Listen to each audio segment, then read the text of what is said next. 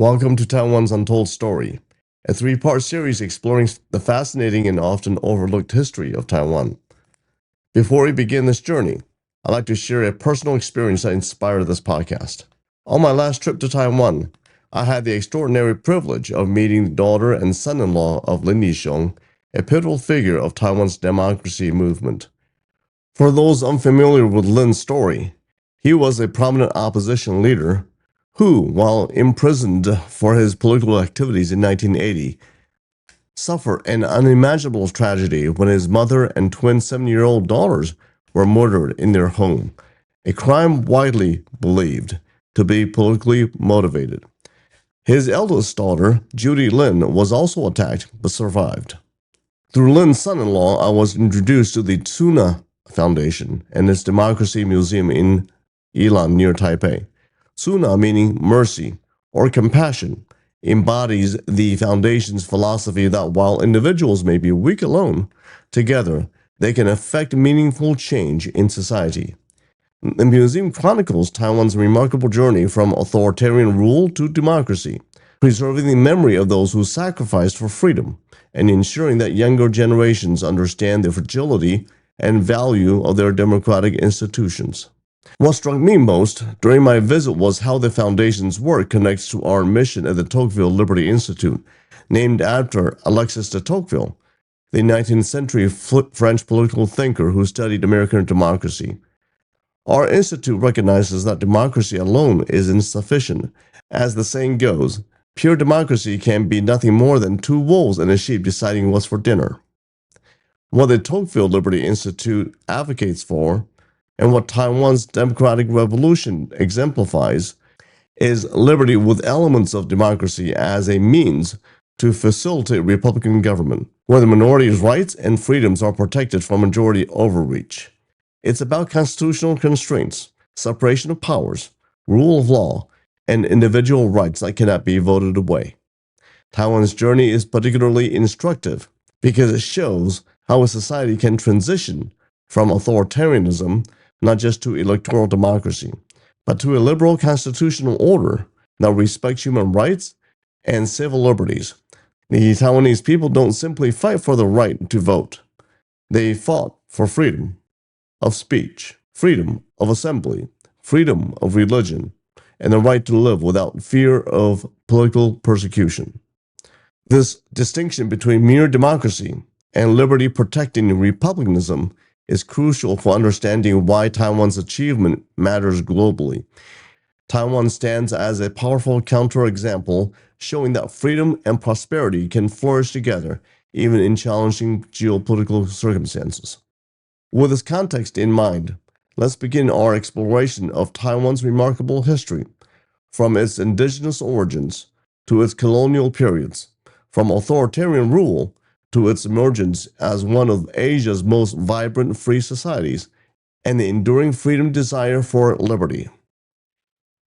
Taiwan's journey begins not with China, but with its indigenous peoples. Taiwan is considered the homeland of Austronesian peoples, a vast linguistic and cultural family that spread across Pacific and Indian Oceans. Archaeological evidence suggests human habitation in Taiwan dates back at least 30,000 years. The island's indigenous peoples, now officially recognized as 16 distinct tribes, developed sophisticated societies with their own languages, cultural practices, and governance systems, long before any outside powers arrived. DNA analysis, linguistic studies, and archaeological findings all point to Taiwan as the origin point of the Austronesian expansion, one of the most remarkable human migrations in history. From Taiwan, Austronesian peoples sailed outward, settling islands across the Pacific and Indian Oceans, reaching as far as Madagascar to the west, Easter Island to the east, New Zealand to the south, and Hawaii to the north. This connection is more than just academic. The Maori of New Zealand, native Hawaiians, and many Pacific Islander people can trace their ancestral roots back to Taiwan. Even certain crops like quinoa show genetic links to Taiwan, suggesting ancient trade and migration routes. European contact with Taiwan began in the 16th century, Portuguese sailors passing by the island in 1544 named it Ilha Formosa, a name that would stick for centuries. The Spanish briefly established a northern presence in the 1620s, but it was the Dutch who would make the first significant colonial impact. In 1624, the Dutch East India Company established a trading post in southwestern Taiwan. They built Fort Zeelandia near present-day Tainan and began to develop cultural production, particularly sugar and rice, using imported Chinese labor. The Dutch period brought Christianity, Western education, and the first Romanization system for indigenous languages. But the Dutch colonial period was relatively short-lived, thanks to a fascinating historical figure often overlooked in Western accounts, Koxinga, or known as Zhen Chen Gong. Koxinga was born to a Chinese merchant father and Japanese mother. As the Ming dynasty in China collapsed under Manchu invasion, Koxinga maintained loyal to the Ming and built a formidable maritime force. Controlling trade routes between Japan, China, and Southeast Asia, Koxinga was essentially what we might call a pirate king, though the line between pirate, trader, and naval commander was blurry in that era. In 1662, after losing ground in mainland China to the new Qing dynasty, Koxinga set his sights on Taiwan. With a fleet of hundreds of ships and thousands of soldiers, he besieged the Dutch fortress. After 9 months, the Dutch surrendered, ending their 38-year rule of Taiwan. Koxinga established what was effectively an independent kingdom on Taiwan, with himself as ruler. He saw Taiwan as a base from which he might eventually recapture the mainland for the Ming dynasty. He implemented a government based on Ming systems and encouraged Chinese immigration and agricultural development. Koxinga died shortly after his victory, reportedly from malaria, and his son and later his grandson inherited his position. However, they lacked Koxinga's leadership abilities. By 1683, Koxinga's grandson surrendered to Qing forces, bringing Taiwan under Qing control. The Qing dynasty's relationship with Taiwan was complicated. Initially, they viewed it as a troublesome frontier, restricting migration and showing little interest in developing the island. The Qing administration was largely confined to western plains, while the central mountains and eastern coast remained under indigenous control. Throughout the Qing period, Taiwan was known as a turbulent place with frequent rebellions. A common saying was every 3 years a minor revolt, every 5 years a major one. The Qing eventually upgraded Taiwan's status from a prefecture of Fujian province to a province in its own right in 1885. But by then, international interest in Taiwan was growing. In 1895, following China's defeat in the First Sino-Japanese War, or better named the Manchu-Japanese War, the Qing government ceded Taiwan to Japan in the Treaty of Shimonoseki. This transfer of sovereignty occurred without consulting with the Taiwanese people, setting a pattern that would repeat itself through Taiwan's modern history.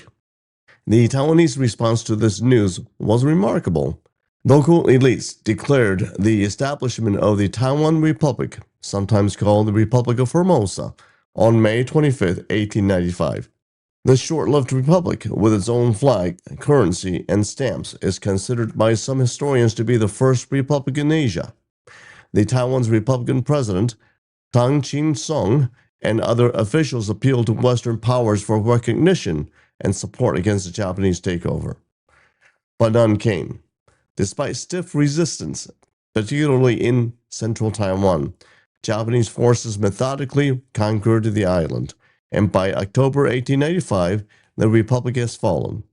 The Japanese colonial period, lasting from 1895 to 1945, would profoundly transform Taiwan. Unlike their brutal exploitation of Korea, the Japanese approached Taiwan as a modern colony, a showcase of their ability to be a civilizing imperial power like Western nations. Japan invested heavily in Taiwan's infrastructure, building railways, roads, hospitals, schools, and irrigation systems. They implemented land reforms, modernized agriculture, developed industry, and established a public health system that dramatically reduced deaths from diseases like malaria. Education expanded significantly under Japanese rule. By the end of the colonial period, over 70% of Taiwanese children attended elementary school, an exceptionally high rate for Asia at the time. Many Taiwanese went to higher education in Japan, becoming doctors, lawyers, engineers, and other professionals. However, Japanese colonialism was still colonialism. Taiwanese were treated as second-class citizens with limited political rights. The colonial government suppressed Taiwanese culture and language, promoting Japanese language and customs instead. Economic development primarily benefited Japan, with Taiwanese serving as producers of raw materials and consumers of Japanese manufactured goods. By the 1920s, a Taiwanese home rule movement had emerged, led by educated Taiwanese elites who had studied in Japan. They pushed not for independence, but for greater autonomy within the Japanese empire, similar to the home rule movements in places like Ireland under British rule. These Taiwanese leaders established newspapers and cultural associations to raise political consciousness. They would read newspapers aloud in village squares to teach illiterate farmers, spreading ideas about self-governance and Taiwanese identity. The Japanese made limited concessions, allowing local elections by the 1930s, but full home rule never materialized. As Japan moved toward militarism in 1930s and 1940s, colonial policies hardened. During World War II, many Taiwanese were drafted into Japanese military or labor corps. Meanwhile, in the Central Mountains, indigenous communities maintained resistance against Japanese rule. One of the most significant uprisings was the Wuxie Incident of 1930, when the Sidik people, led by Chief Mona Rudao, attacked Japanese officials and settlers. The subsequent Japanese response was brutal, including the use of poison gas. This history was later depicted in the 2011 Taiwanese film Warriors of the Rainbow, Sidik Bale. When Japan surrendered to Allied forces in August 1945, ending World War II, Taiwan's fate once again hung in the balance. The Cairo Declaration of 1943 has stated that territories Japan has stolen from China, including Taiwan, should be returned to the Republic of China.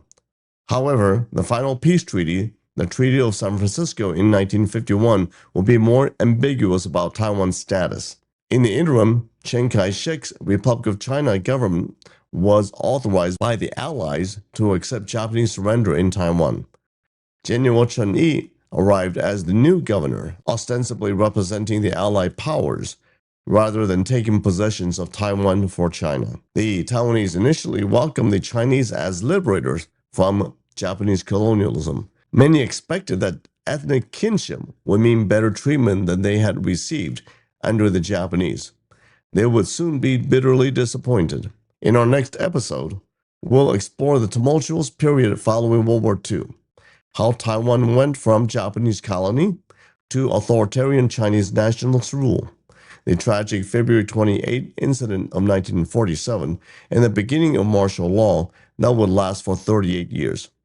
We'll examine how events shaped Taiwan's identity and set the stage for a democracy movement that would eventually transform the island. Thank you for listening to part 1 of Taiwan's Untold Story. Join us next time as we continue our exploration of Taiwan's remarkable journey.